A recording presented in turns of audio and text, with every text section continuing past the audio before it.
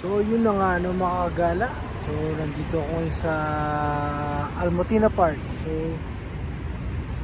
yan 29 na ng madaling araw. So galing ako sa bilihan ng mga gamit mga gamit sa bahay. Baho, ano ba yung maamoy niya? Abay, born. So yan yung aking mga pinamili mga kagala. Bumili ako ng dustpan. Bumili ako ng dustpan at mga ibang gamit pa sa bahay. Sira kasi dustpan namin eh. Buti may hook na itong lagayan ko. May hook na sa harap, may hook pa dito sa lagayan ng tubig. Puro man na rin ang aking ko. May side mirror pa, may side mirror. Tama na yan siguro kung ano na nailagay ko. Baho naman ng tubig. So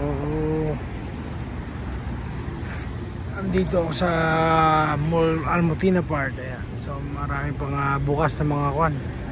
Maganda na rin kasi dito eh. Hindi dilig na mga halaman at puno.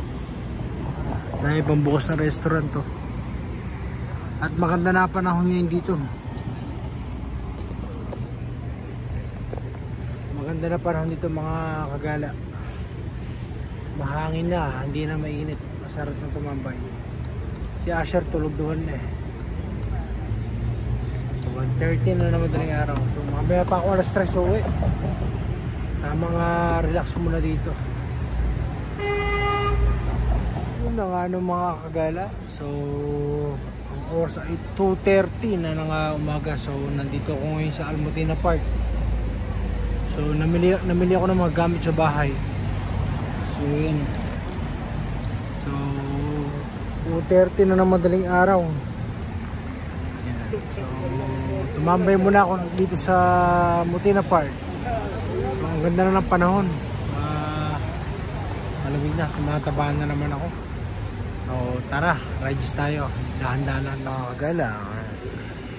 Dala pa akong dustpan. Masira kasi dustpan namin eh. Namili din ako ng mga gamit sa bahay. 2:30 na naman daling araw pero dahil pa mga bukas na ko no? Siguro iba 24 hours. Pero yung pinuntahan ko, yung binila ko ng kwan. Yung binila ko ng itong mga gamit na to 24 hours. Ang ganda na rin dito sa Almotina. Marami pa rin bukas kahit madaling araw. Siguro iba 24 hours. So tara mga kagala. Patakbo tayo ng dahan-dahan lang. So susunod bibili ako ng kwan. Bibili ako ng siguro baka Insta360 Export. Dati bumili na ako eh. Quality lang, ang pangit yung nabili ko, sira agad. Pero buti lang naibalik ko, ilang araw pa lang.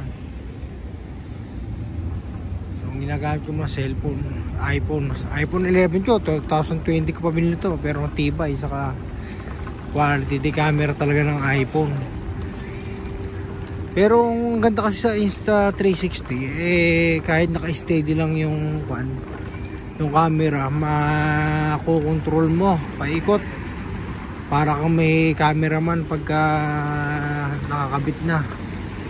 Yung video ay meron lang akong di alam na napindot nun pag mag-upload kaya medyo malabo na ang mga upload ko na video sa Insta360. Pero may mga video din ako may i-edit ka lang. Mahal din ang camera ng Insta360. Pero plano ko muna bumili ng iPhone 16 pero matagal pa. Nag-iisip pa ako kung iPhone 15 Pro Max. Ang habol ko yung storage eh. Pero tawag dito. Pero syempre may bago iPhone 15 Pro Max, iba pa rin yun. So ayan mga kagala, ang dami pa rin nakatambay dito. Nakatambay ako kanina doon kaso may naninigarilyo. Baho-baho. Hindi naman ako naninigarilyo kasi. Kasi yun ang ayoko sa lahat, yung amoy ng sigarilyo. Kahit sa bahay namin ayoko nang may naninigarilyo. Dito sa bahay namin. Konting amoy ko lang, naamoy ko na. Talagang simula bata ako hindi na ako naninigarilyo. Ayoko ng amoy. Pero yung father ko, ayun, malakas manigarilyo. Doon siya, yun ang sani ng maagang pagkawala ng aking tatay, ng aking papa. Malakas manigarilyo. Yun lang naman ang bisyo niya, sigarilyo. Hindi naman din malakas uminom, pa shot lang. Kaso yun, nagka-cancer dahil sigarilyo. Takbo ko lang, 7. Tamang chill lang.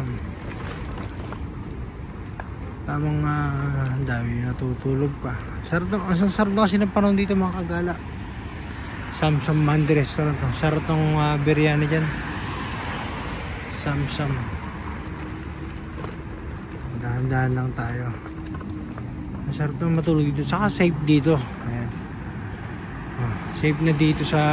Safe talaga dito sa... Kahit saan tumambay, safe. Marami na rin nabawas ng mga itim dito eh. Pinag-deport na iba.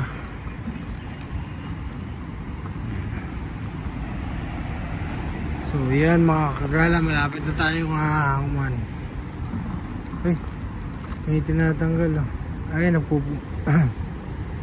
Naku po. Nanguhuli mga kagala yata.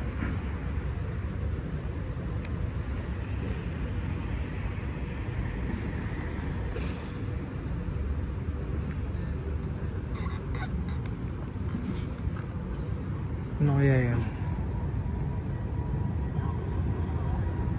So tamang tambay tayo dito mga kagala.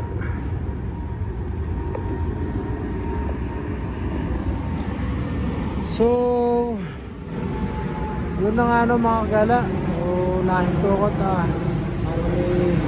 hindi ko alam kung ano meron doon. May help. Ginagawa yata.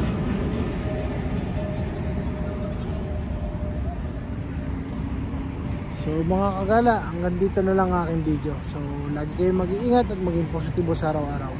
Kahit tayo may pinagdadaan ng pagsubok sa buhay. Paalam mga kagala, mag-ingat kayo.